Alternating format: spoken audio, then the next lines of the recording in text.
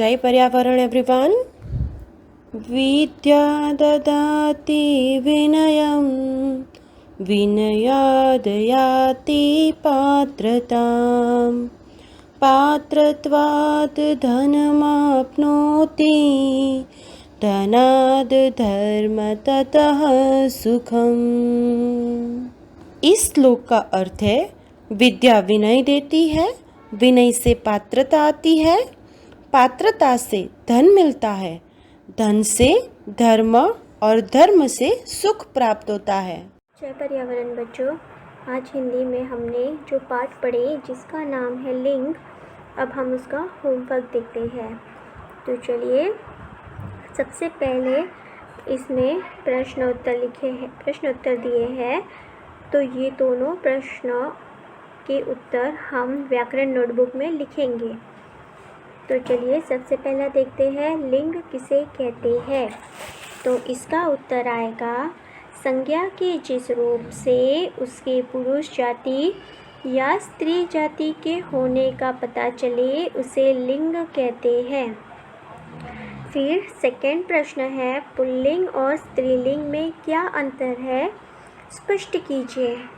तो इसका उत्तर आएगा, पुल्लिंग शब्द पुरुष जाति का बोध कराते हैं जबकि स्त्रीलिंग शब्द स्त्री जाति का बोध कराते हैं। और हम इसके कुछ उदाहरण भी देंगे। हमें स्पष्ट करने का है तो हमें इसे उदाहरण देना है। तो सबसे पहले पुल्लिंग शब्द घोड़ा, मोर, चूहा, ये शब्द कौन से हैं, पुल्लिंग शब्द। फिर इसी का स्त्रीलिंग क्या होगा, घोड़ी, मोरनी, चूहिया, ये स्त्रीलिंग शब्द है। तो ये दोनों प्रश्न हम नोटबुक में लिखेंगे।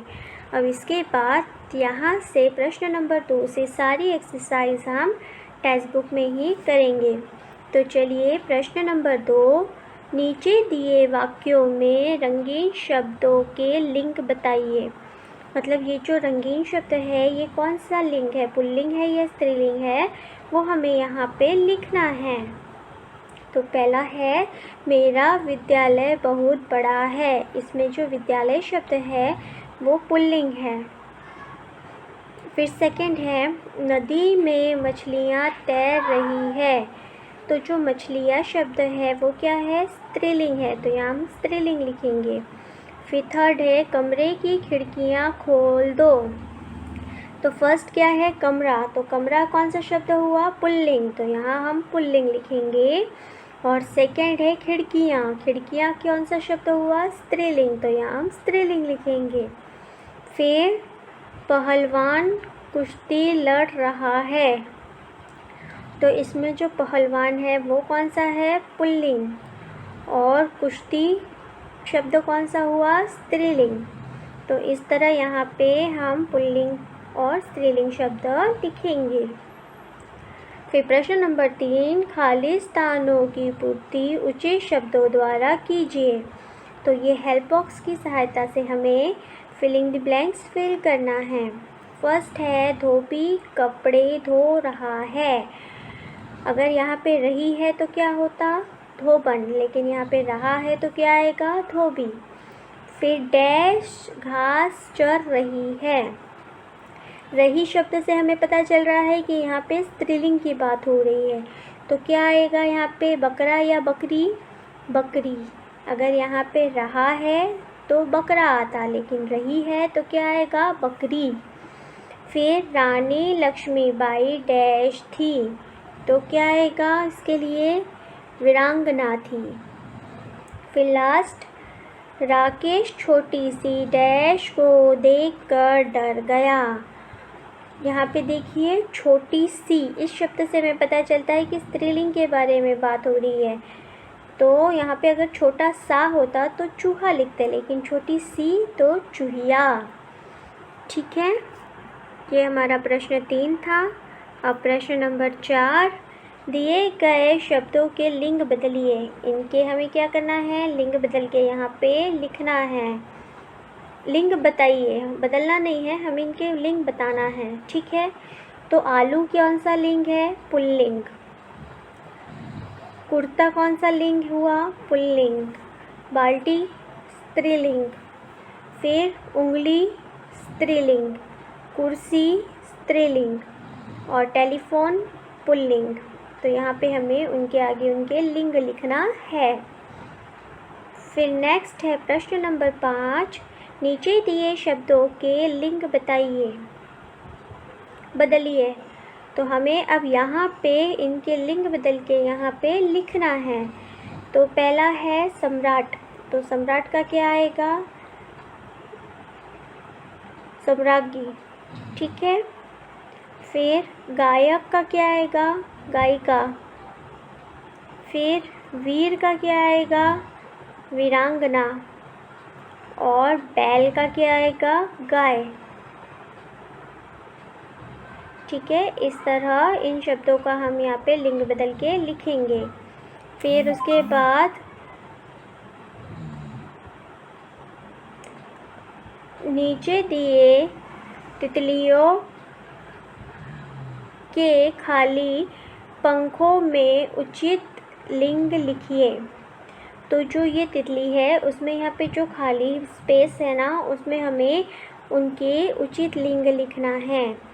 जैसे चूहा, तो चूहा का क्या होगा? चूहिया।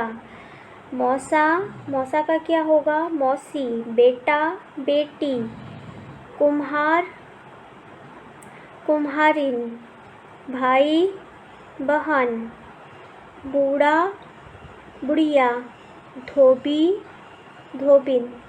तो इस तरह जो खाली स्पेस है वहाँ पे हमें उनके लिंग बदल के लिखना है। फिर अंतिम प्रश्न नंबर 7, रंगीन शब्दों के लिंग बदलकर वाक्य को दोबारा लिखिए। तो ये जो रंगीन शब्द है इनके हमें लिंग बदलना है और ये सेंटेंस को फिर से लिखना है।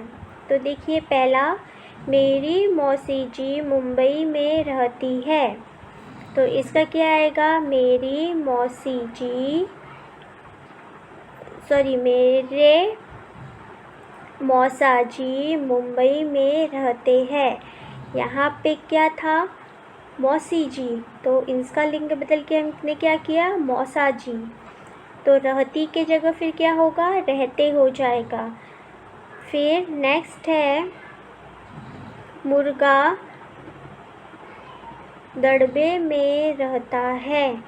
तो इसका लिंग हम क्या बदलेंगे? मुर्गा का क्या होगा? मुर्गी। तो यहाँ पे क्या होगा? मुर्गी दड़बे में रहती है, रहता के जगह रहती। फिर दादाजी सैर करने गए हैं। तो इसका उत्तर होगा दादी जी सैर करने गई है। फिर नेक्स्ट है लोहार लोहे के बर्तन बनाता है। तो इसका हम लिंग बदलेंगे, लोहारिन लोहे के बर्तन बनाती है। बनाता के जगह क्या हो जाएगा? बनाती। इस तरह पूरे वाक्य का हम लिंग बदल कर इसे फिर से लिखेंगे। तो बच्चों ये था हमारा आज का होमवर्क। अब मिलते हैं हम हमारी अगली कक्षा में, तब तक के लिए धन्यवाद।